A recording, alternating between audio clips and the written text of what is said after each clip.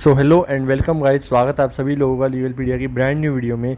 तो आज की इस वीडियो में हम डिस्कस करेंगे द डिज़ाइन एक्ट 2000।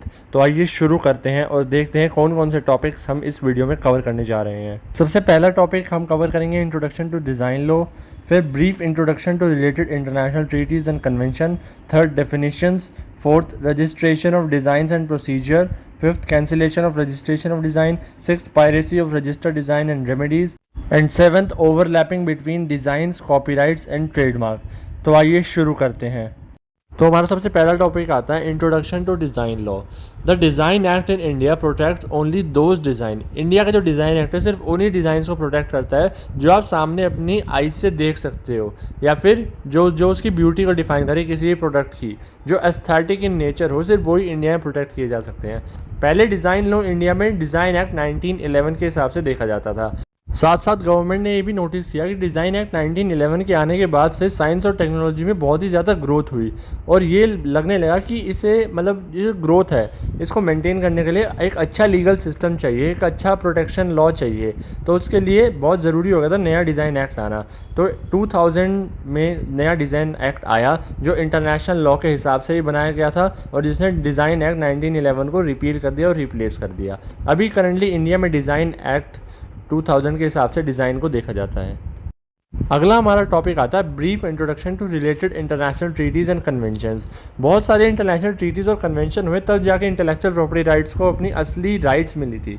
जी हाँ, उनका एक्ट अलग अलग देशों में इसी बात पे बनाया गया था इन ट्रीटीज़ और कन्वेंशन के बाद। तो आइए देखते हैं सबसे इंपॉर्टेंट जो ट्रीटी में आती है या कन्वेंशन आता है वो है Paris convention for the protection of industrial property 1883। Paris convention में पहली बार बात रखी गई कि इंटेलेक्चुअल प्रॉपर्टी राइट्स दिए जाने चाहिए लोगों को, जिसमें patent, trademark, industrial design, utility model, service mark, trade names, geographical indications वगैरह सब रखा गया। आइए देखते हैं कुछ एसेंशियल फीचर्स इस कन्वेंशन के। Number 1, it deals with subjudication of unfair competition. इसमें कहा गया अनफेयर कंपटीशन नहीं होना चाहिए और उसे कंट्रोल करने के लिए कुछ लॉ होना चाहिए। और उसमें बात करी गई सेकंड जो इसमें बात करी गई वो थी नेशनल ट्रीटमेंट की। नेशनल ट्रीटमेंट मतलब जो कॉन्ट्रैक्टिंग स्टेट्स हैं, कॉन्ट्रैक्टिंग स्टेट मतलब जिसने इन पेरिस कन्वेंशन को साइन किया है, हर एक कॉन्ट्रैक्टिंग स्टेट को दूसरी कॉन्ट्रैक्टिंग स्टेट के डिज़ाइंस को भी सेम प्रोटेक्शन देनी चाहिए अपने स्टेट में। जैसे वो अपने देश में अपने देश के डिज़ाइन को एक तरीके से नेशनली ट्रीट करते हैं, ऐसे ही दूसरे देशों में जो बनाए गए डिज़ाइंस हैं उसको भी वैसे ही ट्रीट करना चाहिए। थर्ड इसमें बात करी गई राइट टू प्रायोरिटी। अगर कोई भी बंदा अपने डिज़ाइन के लिए एप्लीकेशन लगा देता है किसी भी कॉन्ट्रैक्टिंग स्टेट में, तो दूसरी जो कॉन्ट्रैक्टिंग स्टेट है उसमें भी उस की जो एप्लीकेशन को प्रायोरिटी देनी चाहिए, जो एक सर्टेन पीरियड स्पेसिफाई किया जाता है उसके हिसाब से। फोर्थ इसमें जो बात करी गई कि protection may and not be forwarded on the ground that articles incorporating the design are not manufacturing in the state. मतलब जिस चीज़ पर डिज़ाइन लिया गया है वो हमारे देश में मैन्युफैक्चर नहीं हो रहा, इस बात पे डिज़ाइन को कैंसिल नहीं किया जा सकता। सेकेंड हमारा कन्वेंशन आता है the Hague agreement concerning the international deposit of industrial designs 1925। Paris convention के बाद यूरोपियन कंट्रीज एक साथ आई हॉग में 1925 में, और उन्होंने स्पेशल अरेंजमेंट किया for the protection of industrial designs. Hague agreement बात करता है कि एक single application international bureau of विपो मतलब वर्ल्ड इंटेलेक्चुअल प्रॉपर्टी ऑर्गेनाइजेशन में लगाई जाए, और एक ही सिंगल एप्लीकेशन से वर्ल्ड वाइड मल्टीपल कंट्रीज़ या रीजन्स में वो डिज़ाइन ओनर जो है प्रोटेक्शन ले सके। टू एक्ट्स जो हॉग एग्रीमेंट के अभी ऑपरेशन में है करंटली वो है 1999 एक्ट और 1960 एक्ट। 2009 सितंबर में 1934 के जो एक्ट था हॉग एग्रीमेंट का उसको फ्रीज़ कर दिया गया। ये कह के फ्रीज़ किया गया कि ताकि जो प्रोसेस है एप्लीकेशन का और जो ओवरऑल एडमिनिस्ट्रेशन है वो और आसान करा जा सके। इंटरनेशनल डिज़ाइन रजिस्ट्रेशन में be obtained only by natural person और legal entity having a connection through establishment, domicile, nationality, or under the 1999 Act, habitual residence with a contracting party to either of the two acts। इस convention में दो objective हासिल करना चाहती हैं European countries. First, to extend the Hague system to new members, and secondly to maintain fundamental simplicity of Hague system and render it more useful to the users. अगला हमारा जो ट्रीटी आती है, एग्रीमेंट आता है, वो है Locarno agreement establishing an international classification for industrial design 1968। इस एग्रीमेंट को 1968 में कंक्लूड किया गया और 1979 में अमेंड किया गया। The agreement classifies industrial design in 32 classes and 223 सब क्लासेज। इस एग्रीमेंट में 32 क्लासेज और 223 सब क्लासेज में डिज़ाइन को क्लासीफाई किया गया है। The competent office of the contracting states must indicate in official documents reflecting the deposits और registration of industrial design. Fourth हमारा एग्रीमेंट आता है, the agreement on trade related aspects of industrial designs. TRIPS agreement के article 4 में industrial design के बारे में बात करी गई है और आर्टिकल 25 जो है ट्रिप्स एग्रीमेंट का, वो कहता है कि जितने भी मेंबर स्टेट्स हैं उसके, उन सभी को इंडस्ट्रियल डिज़ाइन के ऊपर सभी को प्रोटेक्शन देनी चाहिए अगर वो न्यू और ओरिजिनल है। लेकिन अगर मेंबर्स को लगता है कि वो ओरिजिनल नहीं है, न्यू नहीं है, या फिर किसी भी नॉन डिज़ाइन की कॉपी कर रहे हैं, डिफ़र नहीं कर पा रहे हैं उनसे, तो वो प्रोटेक्शन देने से मना कर सकते हैं। वहीं आर्टिकल 26 बात करता है प्रोटेक्शन ऑफ इंडस्ट्रियल डिज़ाइन की, जिसमें ओनर जो है इंडस्ट्रियल डिज़ाइन का, उसे प्रोटेक्शन मिलनी चाहिए अगर कोई भी थर्ड पार्टी उसका बिना उसके कंसेंट के उसके डिज़ाइन को बना रही है, सेल कर रही है, इंपोर्ट कर रही है, या फिर कुछ भी ऐसा कर रही है, कॉपी कर रही है, उससे कमर्शियल पर्पज़ के लिए यूज़ कर रही है, तो उसे पनिशमेंट मिलनी चाहिए। और इंडस्ट्रियल डिज़ाइन के ओनर को 10 साल की प्रोटेक्शन मिलनी चाहिए। अगला हमारा टॉपिक आता है डिफाइंस, जो सेक्शन 2 में दिया गया है।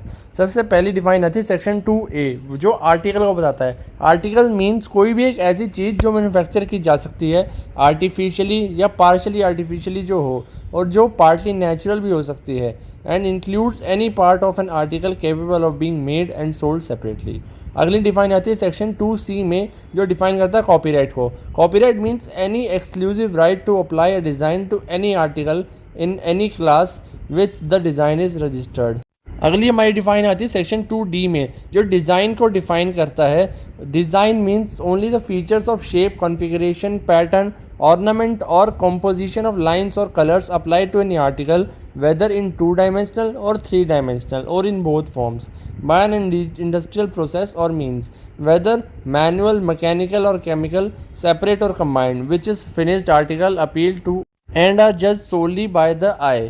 क्या क्या चीज़ें डिज़ाइंस में एक्सक्लूड करी गई है? फर्स्ट, एनी मोड और principle of construction. Second, anything which is in substance a mere mechanical device. Third, any trademark, जो भी डिफाइन किया गया ट्रेडमार्क्स में।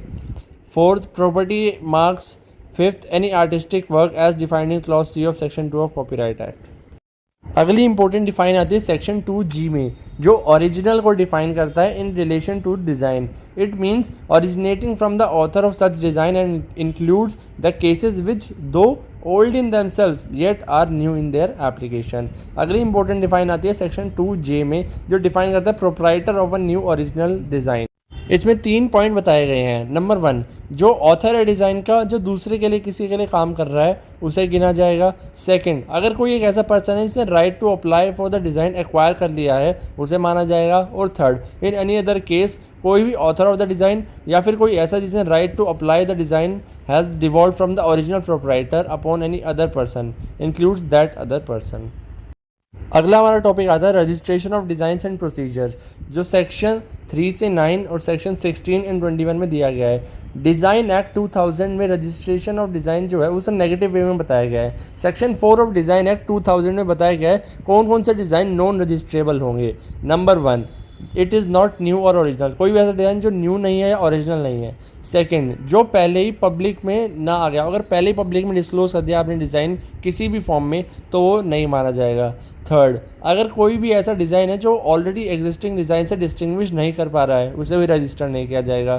Fourth, it comprises of any scandalous और ऑब्सीन मैटर, अगर कोई भी स्कैंडलस या ऑब्सीन मैटर उससे दर्शाया जा रहा है तो उसे भी रजिस्टर नहीं किया जाएगा। यानी कोई भी डिज़ाइन को रजिस्टर करवाने के लिए आपके पास वो ओरिजिनल होना चाहिए, पहले ही पब्लिश नहीं होना चाहिए, स्कैंडलस या ऑब्सीन मैटर नहीं होना चाहिए, और वो वेल नोन या जो नोन डिज़ाइंस हैं उससे अलग होना चाहिए। डिज़ाइन एक्ट 2000 की सेक्शन 5 में बात करी गई है procedure for obtaining design registration.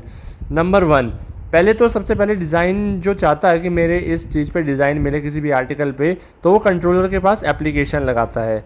याद रखना हमेशा कि पेटेंट और डिज़ाइन में कंट्रोलर होता है और ट्रेडमार्क और कॉपीराइट में रजिस्ट्रार होता है। तो वो सबसे पहले कंट्रोलर के पास अपनी एप्लीकेशन लगाता है और कंट्रोलर जो है, जो हमने अभी अभी कंडीशंस पढ़ी सेक्शन 4 की, उसमें चेक करता है कि जो डिज़ाइन है उन कैटेगरीज में तो फॉल नहीं कर रहा, नॉन रजिस्ट्रेशन ऑफ जो डिज़ाइन रजिस्टर नहीं हो सकते उस कैटेगरी में।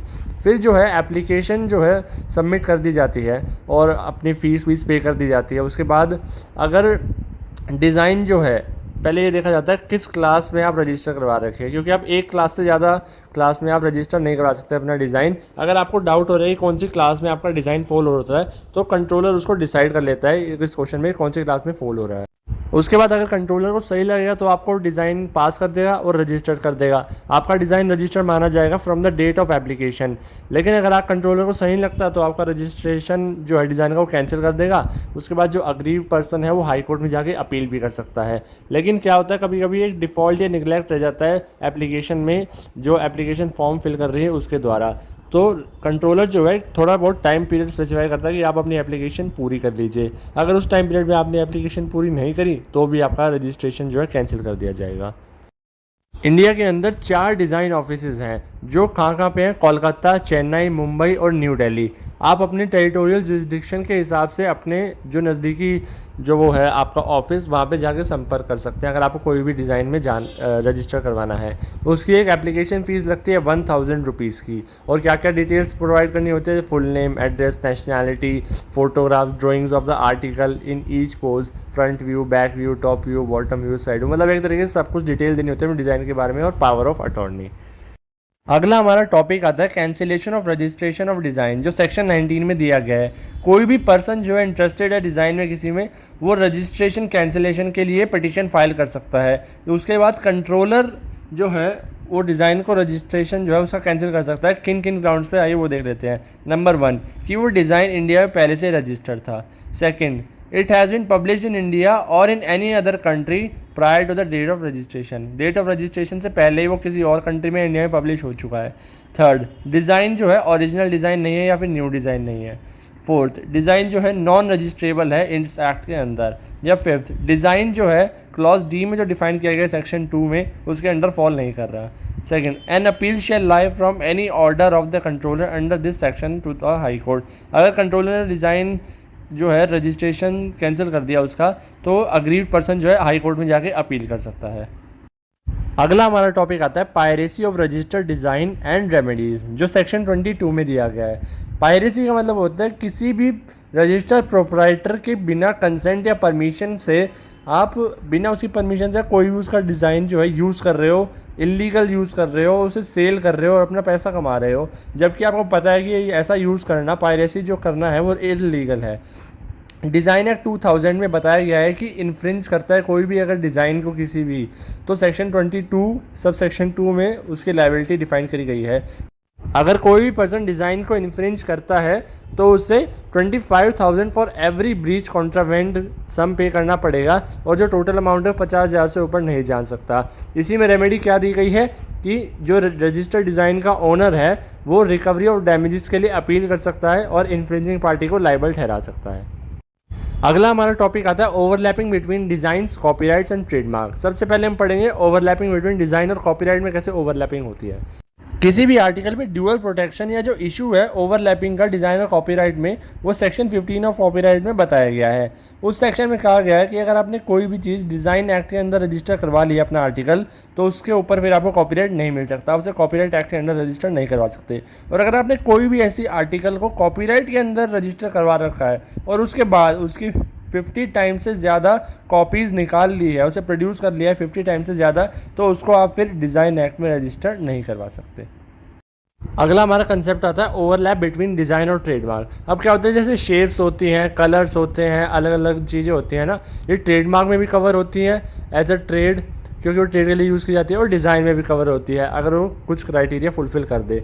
तो क्या है, डिज़ाइन और ट्रेडमार्क में भी ओवरलैपिंग हो जाता है। लेकिन क्वेश्चन ये तब उठता है कि अगर कोई इन्फ्रिंजमेंट हुआ है तो वो प्रोटेक्शन किस चीज़ में मिलेगी, डिज़ाइन में मिलेगी या ट्रेडमार्क में मिलेगी। ऐसे ही वर्लपूल इंडिया और versus Videocon industries private limited का केस हुआ जिसमें टेस्ट फॉर डिज़ाइन इन्फ्रिंजमेंट बताए गए थे। इसमें ये बताया गया था कि कोई भी अगर डिज़ाइन का इन्फ्रिंजमेंट हो रहा है तो उसे तभी पता लगाया जा सकता है आंखों से देख के, मतलब कि आईज से देख के पता लगा सकता है कि हाँ भाई डिज़ाइन का इन्फ्रिंजमेंट हुआ है, क्योंकि वैसे तो क्या ही पता लगा पाएंगे, आंखों से देख के पता लग जाता है सेम कॉपी कर लिया गया है। तो गाइज़ आज की इस वीडियो में इतना ही। अगर वीडियो अच्छी लगी हो तो वीडियो को लाइक कर देना, चैनल पर न्यू हो तो चैनल को सब्सक्राइब कर देना और कमेंट में जाकर अपना फीडबैक ज़रूर देना आपको वीडियो कैसी लगी। तो आज की इस वीडियो में इतना ही, मिलते हैं जल्दी अगली वीडियो में। Thank you for watching, good bye.